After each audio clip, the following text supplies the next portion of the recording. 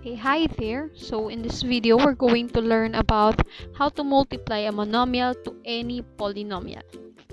And to do that, we need to use the concept of multiplying whole numbers using the grid method. So how does it work? So let's have this example. Let's say we are given 7 times 13. Now using the grid method, each factor will be separated in terms of the place value of its digit. So we will use this diagram. So 7 will still remain as 7 since it is in the units place or ones place. While 13 can be separated as 10 for the place value of 1 and 3 for the place value of 3.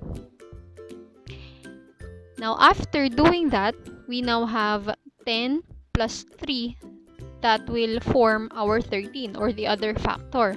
Then the next thing we will do is to multiply 7 to each of the parts of the other factor. So 7 times 10 is 70. 7 times 3 is 21. Now, if you will notice, it's easy for us to multiply this kind of numbers, especially when we are dealing with the powers of 10. So it's easy for us to come up with the partial products, and then what we're going to do now with these partial products is to add this partial products. In there, we will get now the final product, which is 91. So therefore, 7 times 13 is equal to 91. So let's have another example. Okay, let's say we have 7 times 24. Now, same thing will happen. Factors will be separated. So 5 will still remain 5. 24 can be separated as 20 plus 4. Now, multiplying 5 to each of the parts of 24. So 5 times 20. So it's easy for us to do it mentally. That is 100. 5 times 4, that is 20. Now, adding these two partial products. So 100 plus 20, that will give us 120. Therefore, 5 times 24 is 120.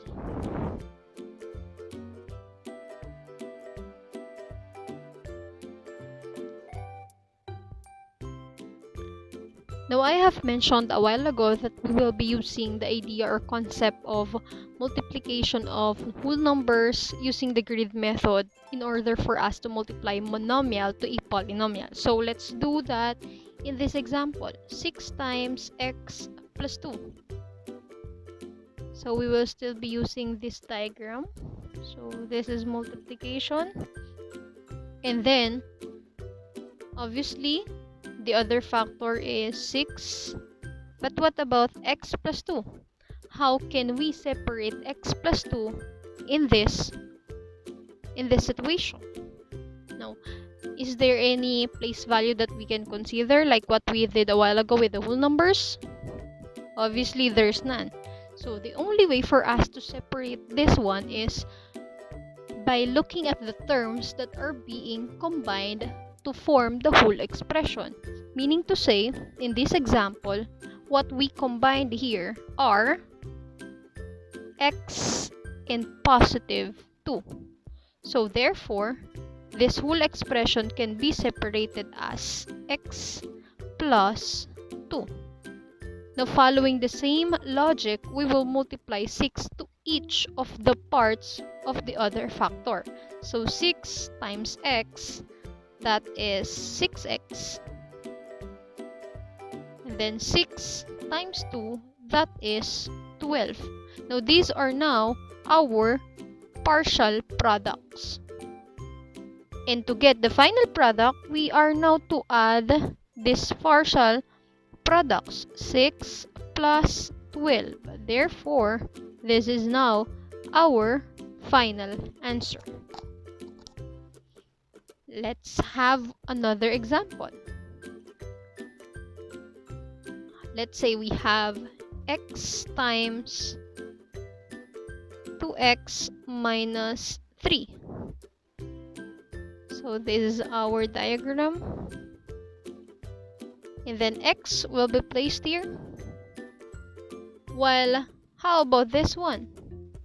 How can we separate 2x minus 3? Think about what are being added to form 2x minus 3. And in this case, this came from the idea that 2x and negative 3 are being combined. That is why it became 2x minus 3.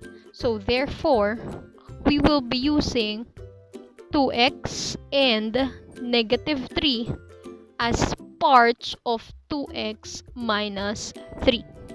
So always remember this one, that this subtraction symbol here was affected because of the symbol, or the sign rather, by our last term or second term, which is negative 3.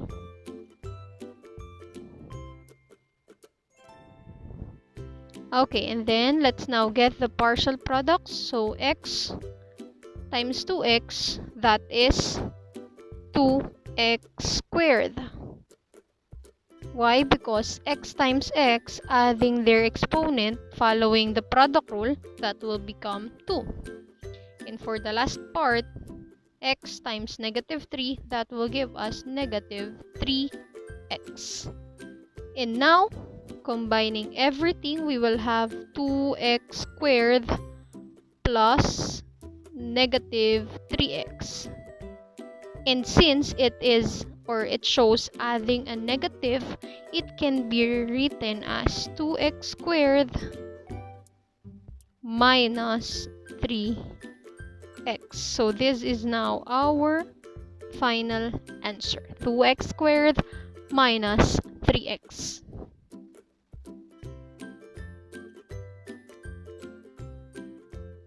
Now the next question is, how are we going to do this one algebraically? Now if we're going to go back in the previous example, like this one, what we are actually doing here is we are multiplying this x to each of the term. And this process is also what we call as the distributive property, or it is under the distributive property. So let's have another example. So let's say we have 2x times x minus 5. So aside from using grid method, we can also use or show it through the distributive property, wherein 2x will be multiplied to x, 2x will be multiplied to negative 5. This is negative 5, remember. So now, therefore we will have the product of 2x and x plus combining it with the other product of 2x and negative 5.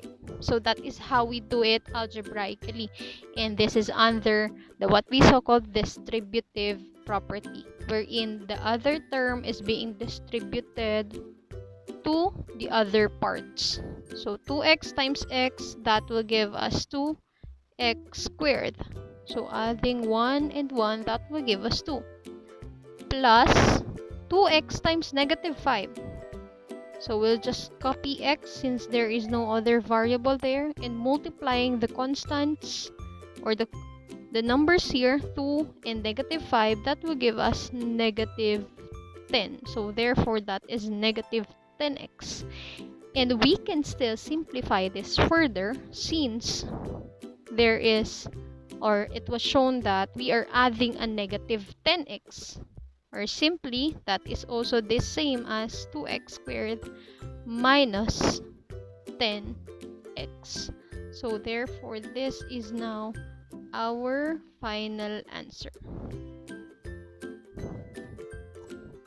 Okay, so let's now have one last example. Again, by using or applying distributive property, which is also the same as the grid method. So 3x times 5x squared plus 2x plus 4. So we will multiply 3x to 5x squared, negative 3x to 2x, and negative 3x to positive 4. Now doing that, we will have negative 3x times 5x squared plus the product of negative 3x and positive 2x plus the product also of negative 3x and positive 4. Now let us get the partial products for us to get the final expression for our final answer. So 3x, negative 3x times 5x squared. So negative 3 times 5, that is negative 15. Now x times x squared, that is x cubed. Plus negative 3, negative 3x times 2x. So let's work first with the coefficients. Negative 3 by negative 2, that is negative 6. Then x times x, that is x squared, because it has exponent or power of 1 and 1. So we have x squared. So last one will be negative 3x times 4. So multiplying negative 3 by 4, that is negative 12. And then copying x. So we now have this for final product, but we can still simplify this further as 15x cubed minus 6x squared minus 12x. So this is now our final answer. Okay, so I hope you learned something from this video, and see you again to another tutorial that will help you more about mathematics. Thank you.